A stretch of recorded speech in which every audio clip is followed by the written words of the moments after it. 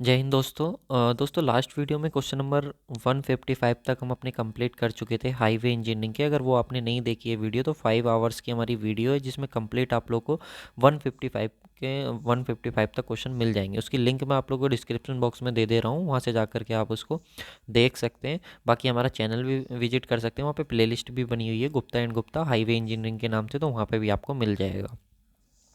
तो आज का पहला क्वेश्चन देखेंगे, क्वेश्चन नंबर 156। इसमें क्या बोल रहा है?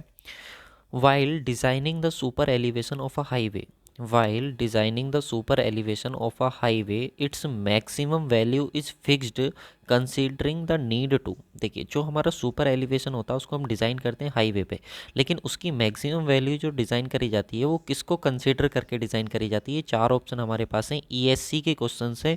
यहाँ से आगे के जितने भी क्वेश्चन हैं हमारे वो सिविल सर्विसेज के क्वेश्चन हैं, और वो आप लोग के एजेई एग्ज़ाम के लिए बहुत बहुत इंपॉर्टेंट है।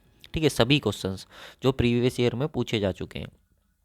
तो सबसे पहले तो आप समझो, देखो जो सुपर एलिवेशन होता है उसको हम कैंट या बैंकिंग क्या बोलते हैं? उसको कैंट या बैंकिंग भी हम बोलते हैं।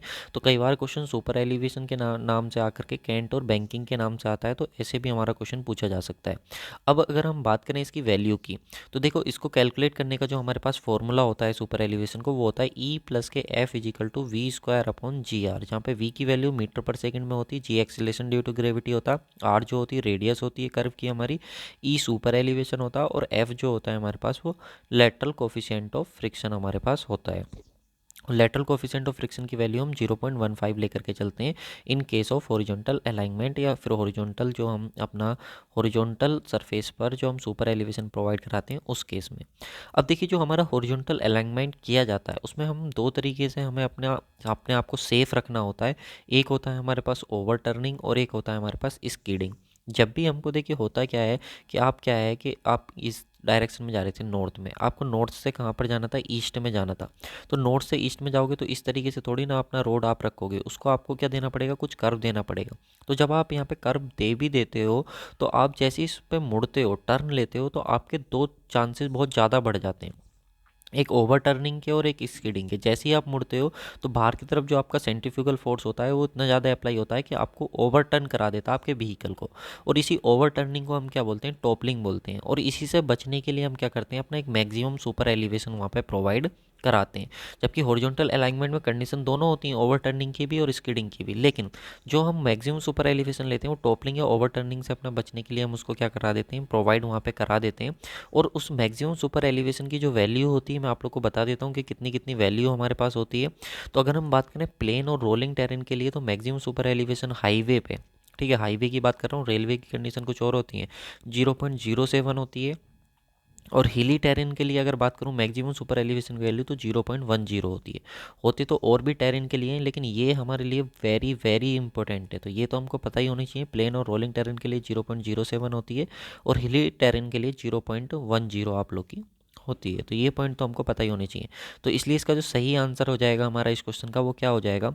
While designing the super elevation, तो मैक्सिमम वैल्यू जो फिक्स्ड करी जाती है to avoid the over turning of slow moving vehicle. जो हमारा स्लो मूविंग व्हीकल होता है उसकी ओवर टर्निंग, उसकी टॉपलिंग से बचने के लिए हम क्या करते हैं? अपना मैक्सिमम सुपर एलिवेशन प्रोवाइड कराते हैं। इस सुपर एलिवेशन को हम कैंट या फिर बैंकिंग भी अपना बोलते हैं। चलिए नेक्स्ट क्वेश्चन पे आते हैं, क्वेश्चन नंबर 157। इस क्वेश्चन में क्या कह रहा है? In the group index method of flexible pavement design, which one of the following factor decide the thickness of base and surface course. इनमें से कौन सा ऐसा फैक्टर है जो हमको हेल्प करता है डिसाइड करने में थिकनेस कितनी हमको रखनी है बेस और सब बेस कोर्स की? बात करेंगे ग्रुप इंडेक्स मेथड क्या होता है, पेमेंट क्या होती है, थिकनेस ऑफ पेमेंट, बेस और सब बेस, ये सरफेस कोर्स किसकी ये हमसे बात कर रहा है। चलिए सभी हम अपना एक बार इसको डिस्कस कर लेते हैं। देखिए सबसे पहले हम बात करते हैं पेमेंट की। तो देखिए पेमेंट हमारे पास दो तरीके की पेमेंट होती हैं, वही जिसके ऊपर व्हीकल हमारा मूव करता है उसको हम पेमेंट बोलते हैं। रिजिड पेमेंट होती है और फ्लेक्सिबल पेमेंट होती है। रिजिड पेमेंट हमारी वो पेमेंट होती है जो बिट्यूमिनियस की बनी हुई होती है, जो बिट्यूमिनियस की बनी हुई होती है उसको रिजिड पेमेंट बोलते हैं। और जो सीसी पेमेंट होती है, सीमेंट कॉन्क्रीट पेमेंट होती है, वो हमारी कौन सी होती है? फ्लेक्सिबल पेमेंट होती है। क्वेश्चन में हमसे किसके बारे में बात करेगी? तो क्वेश्चन में हमसे बात करेगी फ्लेक्सिबल पेमेंट के बारे में। देखिए क्वेश्चन में हमसे जो बात करेगी वो किसके बारे में? फ्लेक्सिबल पेमेंट के बारे में हमसे यहाँ पे बात की गई है। तो यहाँ पे अगर हम देखें तो हमारे पास जब भी हम पेमेंट प्रोवाइड कराते हैं तो हमारी 4 लेयर उसकी होती है मेनली। नीचे होती है सब ग्रेड, उसके बाद होती है सब बेस, ऊपर होती है बेस, उसके बाद होती है बियरिंग कोर्स। इसी बियरिंग कोर्स का दूसरा नाम होता है सरफेस कोर्स। इसी का दूसरा नाम क्या होता है? सरफेस कोर्स, जो हमसे क्वेश्चन में पूछा गया।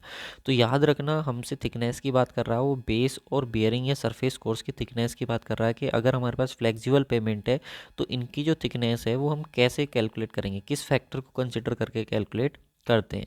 तो मैं आप लोग को बताता हूँ, जो डिज़ाइन होता है हमारा, डिज़ाइन ऑफ फ्लेक्सिबल पेमेंट जो होता है, उसको डिज़ाइन करने के लिए 3 मेथड हमारे पास मेनली होते हैं।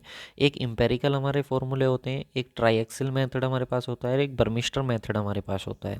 तो अगर हम बात करें एम्पेरिकल में, तो हमारे पास ग्रुप इंडेक्स हो गया, सीबीआर मेथड हो गया। सीबीआर मेथड होता है और ग्रुप इंडेक्स, ये दो मेन मेथड होते हैं जो एम्पेरिकल के फॉर्म में यूज करे जाते हैं। लेकिन यहाँ से भी क्वेश्चन जो पूछा गया हमसे वो ग्रुप इंडेक्स मेथड से पूछा गया। तो याद रखना, डिज़ाइन ऑफ फ्लेक्सिबल पेमेंट का ही एक मेथड है group index. Group index method की अगर हम बात करें तो used to calculate the thickness of pavement. जैसे कि मैंने आप लोग को बताया कि इसका जो काम होता है वो थिकनेस जो होती है पेमेंट की, उसको कंसिडर करने का काम, उसको कैलकुलेट करने का काम किसका होता है? ग्रुप इंडेक्स मेथड का।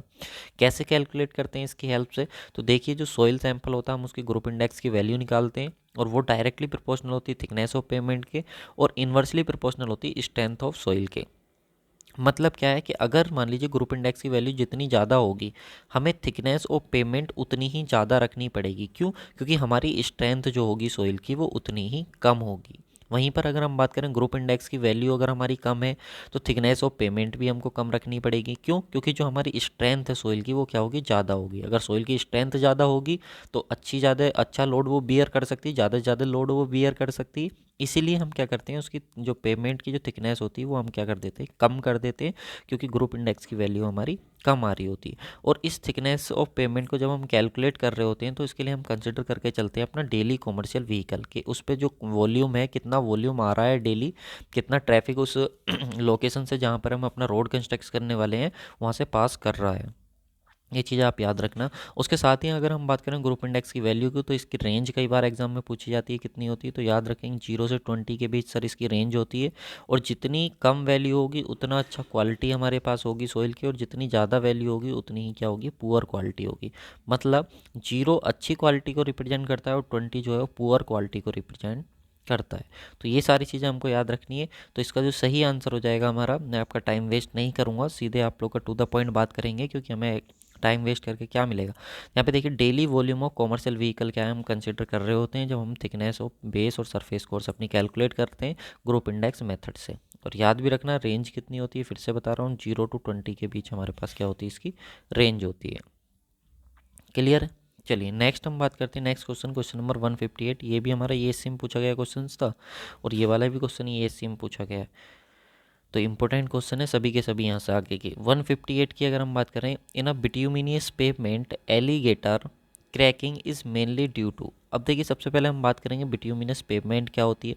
तो मैंने अभी आप लोग को बताया था सर, पेवमेंट जो होती है हमारी वो दो तरीके की होती है। एक होती है हमारे पास रिजिड पेवमेंट और एक होती है हमारे पास फ्लेक्सिबल पेमेंट। बताया था कि नहीं? अब सर, रिजिड पेमेंट कौन सी होती है? तो जो बिट्यूमिनियस पेमेंट है जिससे हमारा क्वेश्चन फ्रेम हुआ है उसी को हम बोलते हैं बिट्यूमिनियस पेमेंट। और जो हमारी फ्लेक्सिबल पेमेंट होती है, जो हमारी प्लेन सीमेंट कंक्रीट की या सीमेंट कंक्रीट की जो हमारे पास होती है, जो पेमेंट होती है, जो रोड होती है, उसको हम क्या बोल देते हैं? फ्लेक्सिबल बोल देते हैं। इसके साथ में अगर हम बात करें एलिगेटर क्रैकिंग की, तो देखिए एलिगेटर क्रैकिंग जो है ये हमको बिट्यूमिनियस पेमेंट में देखने को मिलती है। अब इसमें क्वेश्चन में पूछा गया है किसकी वजह से होती है, तो ये हमारी होती है एक्चुअली फेटीज़ की वजह से। Fatigue arising from the repeated stress application. जब हमारा रिपीटेड स्ट्रेस आता है उस पर, रिपीटेड लोड जब उस रोड पर आता है तो उसकी वजह से फेटीज़ हो जाती है। अब सर, एक दो क्वेश्चन बने, एक तो हमारा एलिगेटर क्रैकिंग क्या होता है और एक फेटीज़ क्या होता है। चलिए मैं आप लोग को दोनों बता देता हूँ। देखिए, पेमेंट मैंने आप लोग को बताई दिया, रिजिड और फ्लेक्सिबल पेमेंट होती है, बिट्यूमिनियस पेमेंट होती है और पीसीसी पेमेंट होती है। इसके साथ ही अगर मैं आप लोग को बोलूँ तो यहाँ पे देखिए, अगर हम एलिगेटर की बात करें तो एलिगेटर हमारे पास कुछ इस तरीके का डिफेक्ट होता है। अगर आप इसको देख पा रहे हो ध्यान से, तो रोड में देखा होगा आपने भी, जनरली इस तरीके का ये आप लोग का क्रैकिंग वगैरह आ जाती है। इसी क्रैकिंग को हम बोलते हैं alligator defect. Alligator defect, alligator का मतलब क्या होता है? मगरमच्छ होता है ना, मगरमच्छ। मगरमच्छ, हमारे यहाँ पे मगरमच्छ बोलते हैं। तो मगरमच्छ की अगर आपने कभी पीठ देखी है, उसका बैक अगर देखा है, बैक ऊपर से अगर आपने उसको देखा है तो देखा होगा कुछ इस तरीके की स्ट्रक्चर ही उसके ऊपर बनी हुई होती है, इसीलिए हम इसको एलिगेटर, उसी के नाम पे इसको रखा गया है, एलिगेटर डिफेक्ट। ठीक है, अब ये एलिगेटर डिफेक्ट आता किस वजह से, तो सर फेटीज की वजह से आता है। फेटीज क्या होता है, a material withstand under the application of cyclic loading without breaking. अगर हम एक फेटीज की बात करें तो एक मटेरियल है और वो without cracking, sorry without breaking, उस पर ब्रेक तो नहीं होता है लेकिन विदाउट ब्रेकिंग क्या है, वो विद स्टैंड रहता है, खड़ा रहता है, मटेरियल बियर करता रहता है साइक्लिक लोडिंग को, और उसकी वजह से ये हमारा जब एक कंडीशन आ जाती है जब वो उसको बियर नहीं कर पाता है तो ये आप लोग की क्रैकिंग वगैरह इस तरीके से देखने को मिल जाती है, जिसको हम एलिगेटर डिफेक्ट अपना बोल देते हैं। तो सही आंसर मैंने आप लोग को बता ही दिया, ये किसकी वजह से आता है आप लोग का, तो ये फेटीज की वजह से हमको देखने को मिलता है, जो कि रिपीटेड स्ट्रेस की वजह से आता है। ठीक है, चलिए नेक्स्ट क्वेश्चन की अगर हम बात करें तो नेक्स्ट क्वेश्चन है the main function of prime coat is. हमको बताना है जो प्राइम कोट हमारी होती है उसका मेन फंक्शन क्या होता है। तो देखिए मैं आप लोगों को बता दूं, इस क्वेश्चन को मैं काफ़ी अच्छे से पहले एक्सप्लेन कर चुका हूं पिछली वीडियोस में, अगर आपने वो नहीं देखी है तो मैं फिर से रिकमेंड करूंगा आप लोग को, लिंक मैं डिस्क्रिप्शन बॉक्स में दे रहा हूँ, वहाँ से जा करके आप 155 तक के जो भी क्वेश्चन हैं उनको देख सकते हो, विजिट कर सकते हो। साथ में अगर आपको लिंक नहीं देखना आता डिस्क्रिप्शन बॉक्स में तो चैनल पर जाइए, वहाँ पर आप लोग को प्ले लिस्ट बनी हुई मिल जाएगी, वहाँ पर जा करके भी आप देख सकते हैं। 3 तरह की कोट मैंने आपको बताई थी, प्राइम कोट, टेक कोट और सील कोट, और तीनों को एक्सप्लेन करा था कब किसको यूज़ हम करते हैं और कैसे हम उसको अप्लाई करते हैं, ये भी मैंने आप लोग के साथ डिस्कस करा था। तो याद रखना जो प्राइम कोट मैंने आप लोगों को बताई थी उसका प्रोवाइड कराने, उसको हम प्रोवाइड कराते हैं, उसका मेन फंक्शन होता है provide bond between the existing base and surface of the new construction. अगर मान लीजिए कि आपकी पहले से कोई पेमेंट थी, अब उसके ऊपर आप कोई दूसरी न्यू पेमेंट बनाने के लिए जा रहे हो, ठीक है, तो न्यू पेमेंट जब आप उसके ऊपर बनाओगे ये, तो जो ओल्ड वाली सरफेस थी और जो न्यू वाली सरफेस है इसके बीच में प्रॉपर तरीके से बॉन्डिंग हो सके, प्रॉपर बॉन्डिंग वहाँ पे हो सके, इसलिए हम क्या करते हैं प्राइम कोट वहाँ पे प्रोवाइड कराते हैं। तो सही आंसर जो हो जाएगा ऑप्शन नंबर सी बिल्कुल सही आंसर हो जाएगा, ESC का ये आप लोग का क्वेश्चन है। नेक्स्ट क्वेश्चन आता है क्वेश्चन नंबर 160। क्वेश्चन नंबर 160 की हम बात करेंगे। यहाँ पे देखिए अच्छा 160 से पहले मैं आप लोग को बता दूं, अगर आप इसकी PDF चाहते हैं, इस वीडियो लेक्चर्स की PDF, तो हमारा टेलीग्राम चैनल है, टेलीग्राम चैनल है VIP सिविल गुरु, उसकी भी लिंक मैंने डिस्क्रिप्शन बॉक्स में दी हुई है, वहाँ से जा करके आप ज्वाइन कर लो। वहाँ पर अब तक हमारे पास मोर देन 2500 स्टूडेंट्स हमारे साथ वहाँ पे ज्वाइन हो चुके हैं, तो आप जा करके वहाँ पे ज्वाइन कर सकते हैं। The design of horizontal transition curve length for highway should be taken into account. देखिए जो हमारा ट्रांजिशन कर्व होता है उसकी जो हम लेंथ कैलकुलेट करते हैं हाईवे के केस में, वो हम किन फैक्टर को कंसिडर करके डिज़ाइन करते हैं। देखिए इन फैक्टर को हम डिसाइड करते हैं, हमारे पास 3 मेन फैक्टर होते हैं जिनको कंसिडर करके हम जो हमारा ट्रांजिशन कर्व होता है उसको हम डिज़ाइन करते हैं लेंथ को। और जो हमारा सबसे पहले तो क्वेश्चन यही बन गया कि सर ट्रांजिशन कर्व क्या होता है, फिर उसकी लेंथ कैसे हम कैलकुलेट करते हैं, फिर किन फैक्टर को कंसिडर करके हम कैलकुलेट करते हैं। तो चलिए मैं आप लोग को बता देता हूँ। देखिए जो ट्रांजिशन कर्व होता है एक ऐसा कर्व होता है जिसकी रेडियस जो होती है वो इनफाइनाइट से सर्कुलर कर्व की तरफ मूव करती है, यानी कि एक ऐसा कर्व जैसे मान लीजिए ये, ठीक है, तो ये स्ट्रेट करता, तो स्ट्रेट से ही इनको हम इस तरीके से ज्वाइन करते हैं। तो ये सर्कुलर वाला पोर्शन हो गया, स्टेट वाला, तो स्टेट की रेडियस कितनी होती है इन्फिनिटी, और इसकी रेडियस मान लो R। तो इन्फिनिटी से सर्कुलर कर्व की तरफ जब हम मूव करते हैं तो हमारा वो ट्रांजिशन कर्व होता है। इसको प्रोवाइड कराने का मेन मकसद क्या होता है, अगर हम इसको प्रोवाइड नहीं कराएंगे तो हमें सडन जर्क वगैरह वहाँ पर देखने को मिलता है, और हमारा जो व्हीकल होता है वो स्किड भी कर जाता है, और साथ में वो हमारा ओवर टर्न भी कर जाता है, ओवर टर्न भी हमारा कर जाता है, जिसको हम टॉपलिंग भी बोलते हैं। ठीक है, तो ओवर टर्न या टॉपलिंग, स्किडिंग और सडन जर्क, इनसे बचने के लिए हम क्या करते हैं, अपना ट्रांजिशन कर्व हम प्रोवाइड कराते हैं हॉरिजॉन्टल कर्व पे। कहाँ पर, हॉरिजॉन्टल कर्व पे, ठीक है, हॉरिजॉन्टल सरफेस पे, ये भी ध्यान रखना। इसको प्रोवाइड कराने के लिए, इसकी लेंथ को कैलकुलेट करने के लिए हमारे पास 3 क्राइटेरिया होते हैं। तीनों क्राइटेरिया मैं आप लोग को बता देता हूँ जो हमसे क्वेश्चन में भी पूछे गए हैं। सबसे पहला जो क्राइटेरिया होता है हमारा वो rate of change of centrifugal acceleration होता है। दूसरा क्राइटेरिया हमारा सुपर एलिवेशन होता है। थर्ड क्राइटेरिया हमारा IRC ने जो हमको फॉर्मूला दिया है वो हमारे पास होता है। तो 3 क्राइटेरिया हो गए, ड्यू टू सेंट्रीफ्यूगल एक्सीलरेशन, जो सेंट्रीफ्यूगल एक्सीलरेशन होता है, rate of change of centrifugal acceleration, एक हो गया सुपर एलिवेशन, और एक हो गया हमारे पास जो इंडियन रोड कांग्रेस है IRC जो है उसके अकॉर्डिंग होता है। सही है। तो पहला जो हमारा रेट ऑफ सेंट्रीफ्यूगल एक्सेलरेशन होता है उसके अकॉर्डिंग हमारा जो लेंथ ऑफ ट्रांजिशन कर्व का फॉर्मूला ये निकल करके आता है। दूसरा हमारा सुपर एलिवेशन जब हम प्रोवाइड कराते हैं तो उसकी दो कंडीशन होती हैं कि हम उसको रोटेट कर रहे हैं अबाउट सेंटर या अबाउट एज, ठीक है। तो ये हमारा अबाउट सेंटर का फॉर्मूला है और ये क्वेश्चन ज़्यादा पूछा जाता है, तो ये हमारे पास आ जाता है। और तीसरा जो फॉर्मूला है जो हमको IRC देती है, IRC के अकॉर्डिंग ये हमारा फॉर्मूला आता है जहाँ पे V जो है हमारा वो kmph में। तो ये पॉइंट अपना आप याद रखिएगा, तीनों फॉर्मूले आप लोग के तो इम्पोर्टेंट हैं। सबसे पहला rate of change of centrifugal acceleration की वजह से है, दूसरा सुपर एलिवेशन की वजह से है, और तीसरा आप लोग का जो है वो आप लोग का IRC जो है इंडियन रोड कांग्रेस जो उसके रिकमेंडेशन के अकॉर्डिंग है। तो तीनों फॉर्मूले आप लोगों को मैं पहले भी वीडियो में बता चुका हूँ डिटेल में, यहाँ तो सिर्फ मेरा मकसद था इनको दिखाना कि कौन कौन से फॉर्मूले यहाँ पे आप लोग के आते हैं निकल करके।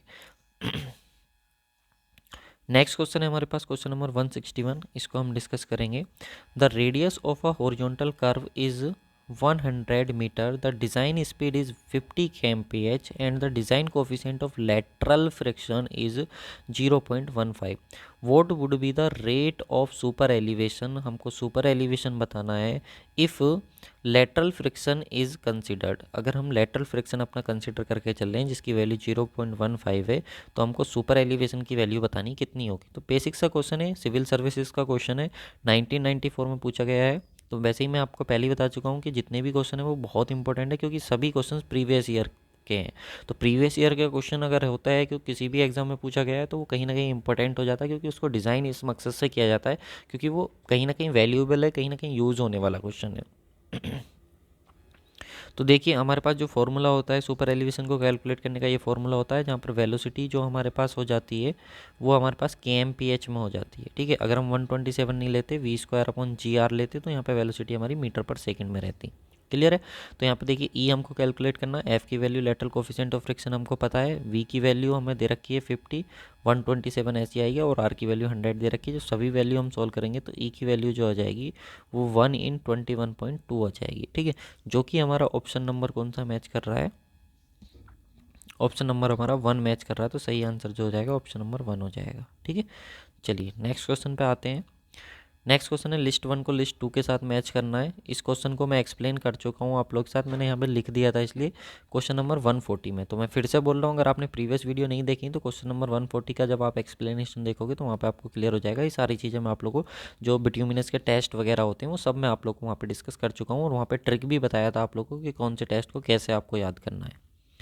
नेक्स्ट आता है आपके यहाँ पे देख लीजिए पेनिट्रेशन टेस्ट। तो पेनिट्रेशन टेस्ट की हम बात करें तो ग्रेडेशन ऑफ एसफल्ट सीमेंट, जो एसफल्ट सीमेंट होता है उसकी ग्रेडेशन के लिए हम पेनिट्रेशन टेस्ट करते हैं कि ग्रेड उसकी डिसाइड करने के लिए। जो मार्शल टेस्ट होता है उसका काम होता है design of bituminous concrete mix, जो हम बिट्यूमिनस और कॉन्क्रीट को जो मिक्स करते हैं उसके लिए बेस्ड है, यानी कि हमको बताता है कि कौन सी चीज़ कितने प्रोपोर्शन में मिक्स करनी है, वो हमको मार्शल टेस्ट अपना बताता है। रिंग एंड बॉल टेस्ट की बात करें तो ये काम होता है इसका सॉफ्टनिंग पॉइंट पता करने के लिए। जो हमारा सॉफ्टनिंग पॉइंट होता है जो हमारे पास बिट्यूमिनियस है या एसफल्ट है, उसका जो हमारा सॉफ्टनिंग पॉइंट अगर पता करना है तो उसके लिए रिंग एंड बॉल टेस्ट हम परफॉर्म करते हैं। और बेंकलमैन जो होता है, जो बेंकलमैन बीम टेस्ट होता है इसका ओवरलिंग डिज़ाइन के लिए। ओवरलिंग डिज़ाइन का मतलब क्या होता है कि एक पेमेंट है उसके ऊपर आपको दोबारा से पेमेंट बनानी, तो एक के ऊपर दूसरी ओवरले करनी है, तो उससे बेस्ड होता है आपका बेंकलमैन बीम टेस्ट, ठीक है। तो ये पॉइंट आपको बस ऐसे ही डायरेक्ट याद करने हैं। तो सही आंसर जो हो जाएगा इसका ऑप्शन नंबर बी बिल्कुल इसका सही आंसर हो जाएगा 3142। चलिए नेक्स्ट क्वेश्चन पे आते हैं हम। नेक्स्ट क्वेश्चन है question number 163। In the design of highway expansion and contraction joint should be respectively be provided eight. Question में बोल रहा है हाईवे डिज़ाइन करना है, एक्सपेंशन और जो कॉन्ट्रैक्शन जॉइंट है हमारे वो रेस्पेक्टिवली प्रोवाइड करते हैं। सबसे पहले तो ये समझ लो कि जो हमारा एक्सपेंशन और कॉन्ट्रैक्शन जॉइंट है ये हमारे प्रोवाइड करे जाते हैं फ्लेक्सिबल पेमेंट में। किस में प्रोवाइड करते हैं सर? फ्लेक्सिबल पेमेंट में। फ्लेक्सिबल पेमेंट कौन सी होती है? जो मैंने अभी आपको बताया था सीसी या पीसीसी, जो प्लेन सीमेंट कंक्रीट के सीमेंट कंक्रीट की जो पेमेंट होती है उसको हम सीसी बोलते हैं। इसमें हम एक्सपेंशन और कॉन्ट्रैक्शन जॉइंट अपने प्रोवाइड कराते हैं।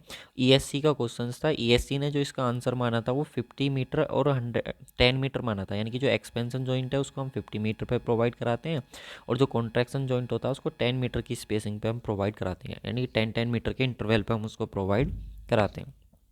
अब देखो इसका कन्फ्यूजन मैं आप लोगों को बताता हूँ। सबसे पहले देखो तो तीन तरीके के हमारे जॉइंट्स होते हैं, एक जॉइंट होता है हमारे पास कॉन्ट्रैक्शन जॉइंट, एक होता है कंस्ट्रक्शन जॉइंट, एक होता है एक्सपेंशन जॉइंट।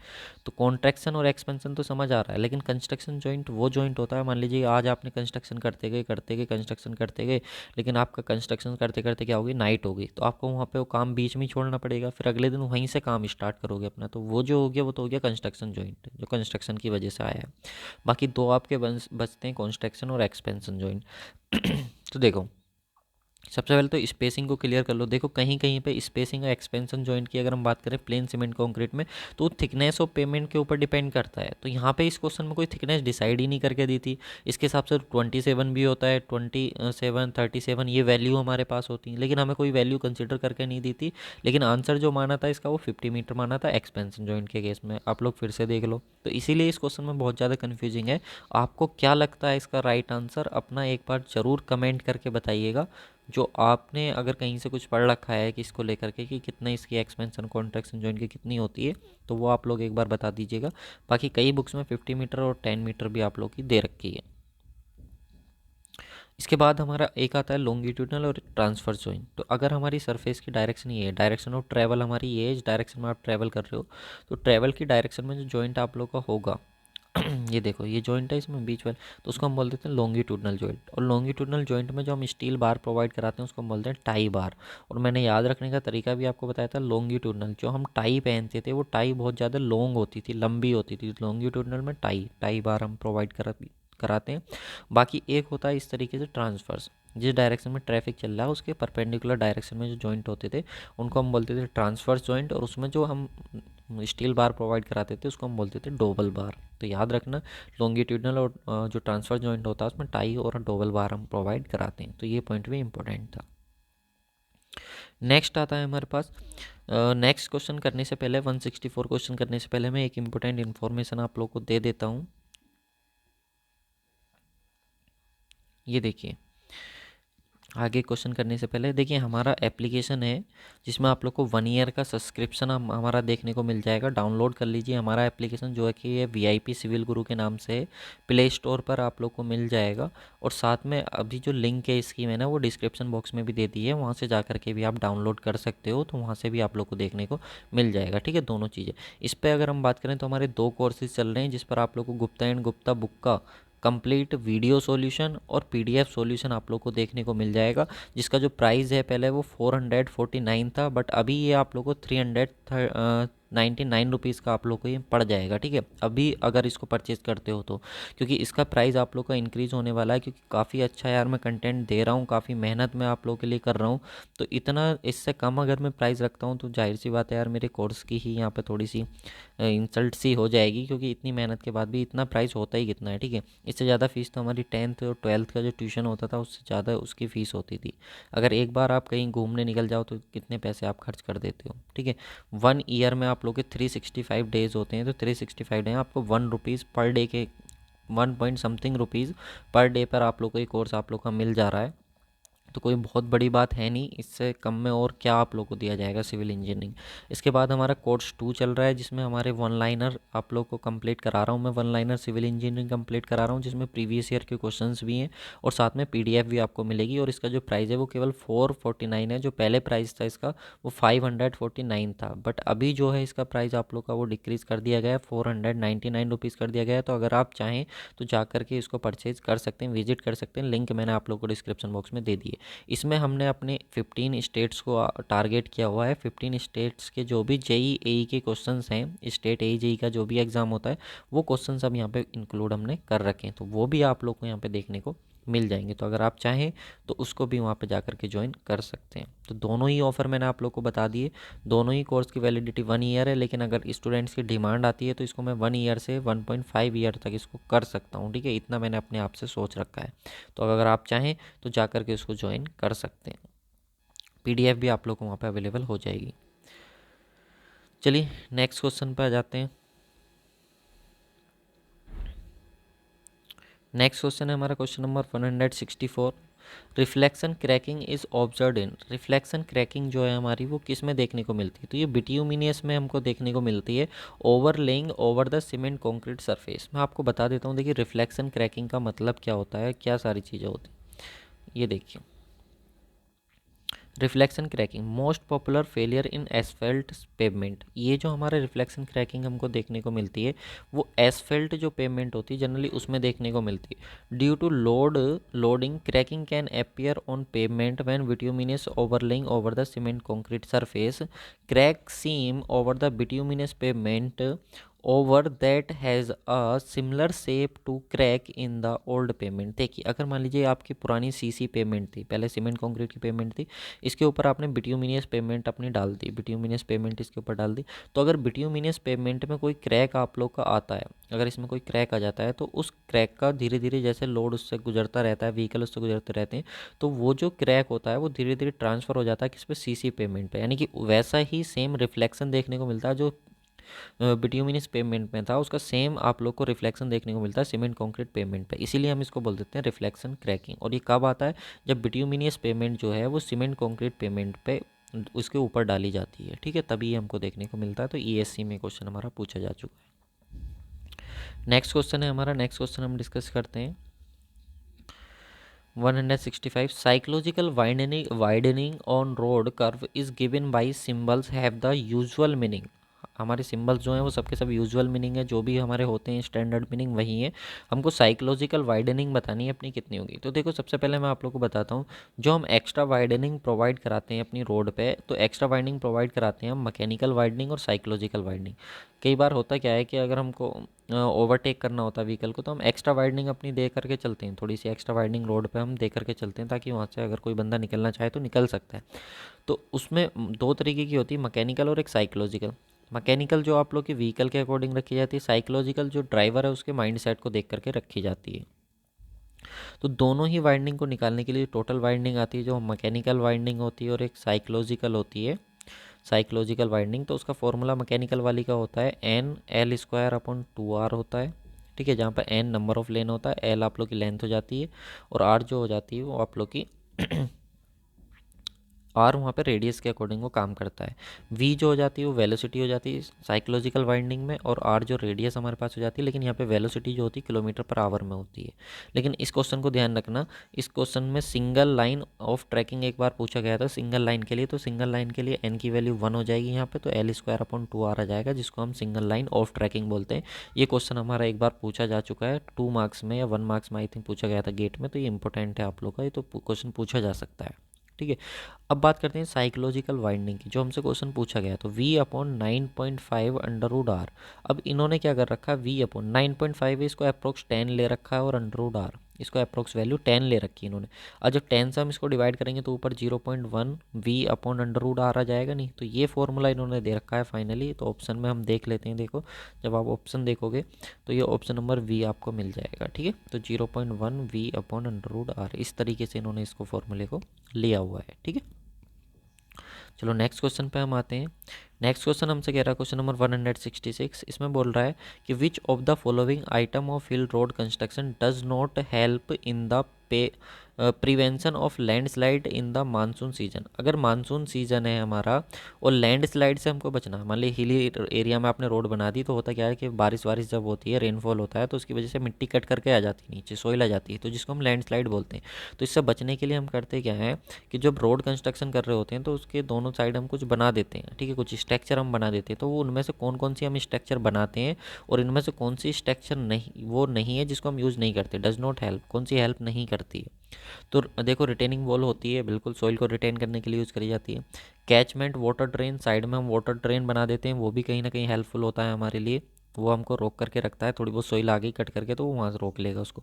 ब्रेस्ट बॉल आप लोग की सेम रिटेनिंग बॉल की तरह होती है, ये भी आप लोग की बनाई जाती है। लेकिन हेयर पिन बैंड जो होती है, हेयर पिन बैंड तो एक तरीके की स्ट्रक्चर होती है रोड की आप लोग की, एक तरीके की हमारी बोले तो एक तरीके का इंजीनियरिंग टेक्नोलॉजी होती है जो यूज़ करी जाती है रोड को बनाने के लिए। तो देखिए इस तरीके से आप लोग की हेयर पिन होता है, ये आप लोग की रोड पर बनाई जाती है, ठीक है। जब हमारा एकदम अचानक से स्लोप यहाँ पे आ जाता है तो उस स्लोप को थोड़ा सा हम डायरेक्ट व्हीकल को वहाँ से उतार सकते थे, लेकिन ऐसे नहीं उतार करके अपना हेयर पिन प्रोवाइड करा देते हैं जिससे आपका व्हीकल स्मूथली वहाँ पे जा सके और जो उसका डिज़ाइनिंग है उसमें भी कोई दिक्कत ना आ सके, ट्रैक्टिव फोर्स वगैरह जो होता है। तो इस तरीके से हमारी हेयर पिन होती है। इस तरीके की आपने देखा होगा ना, लेडीज़ या गर्ल्स हेयर्स में अपने यूज़ करती हैं, तो उसी के नाम पर इसका रखा गया नाम हेयर पिन। ठीक है। तो देखिए सभी क्वेश्चंस इंपॉर्टेंट हैं, ईएससी के क्वेश्चंस है तो एक एक क्वेश्चन बहुत बहुत इंपॉर्टेंट है। तो इससे आगे के क्वेश्चन जो है वो सभी मैं आप लोग को अपने एप्लीकेशन पे दूंगा 167 से, और जो भी लास्ट तक के क्वेश्चंस होंगे वो सभी आप लोग को वहाँ पे देखने को मिल जाएंगे। तो ये हमारे कोर्सेज हैं यार, इतना कम प्राइस। अब मानिए कि हमने इंजीनियरिंग डिग्री करते हैं तो वहाँ पे 8-10 लाख रुपए अपने खर्च करते हैं, तो इतने में हमको complete engineering Gupta and Gupta या फिर इतने में हमें कंप्लीट वन लाइनर कॉन्सेप्ट वगैरह हमको मिल जा रहे हैं। तो इसका जो हमारा डेमो लेक्चर है वो भी हमारे चैनल पर पड़े हुए हैं, तो आप जा करके ज्वाइन कर सकते हैं। अगर कोई भी आपका पेपर 1 ईयर में है या फिर 1 ईयर के बाद है, चाहे आप लोग का एसएससी जेई का ही एग्ज़ाम क्यों ना हो, तो उसके लिए एकदम ये बेस्ट कोर्स हमारा होने वाला है। ठीक है। तो आप इसको जाकर के ज्वाइन कर सकते हो। बाकी अगर आपको हमारे कंटेंट पर भरोसा है तो मुझे नहीं लगता कोई डाउट आपको होगा, लेकिन फिर भी अगर कोई डाउट आप लोग को रह जाता है तो हमारा व्हाट्सअप नंबर 8077283538 पर आप हमसे मैसेज करके आप वहाँ पे हमसे बात कर सकते हैं। अगर कोई दिक्कत कोई परेशानी है तो वहाँ पे आप कॉल भी कर सकते हैं। तो thank you so much guys for watching this video.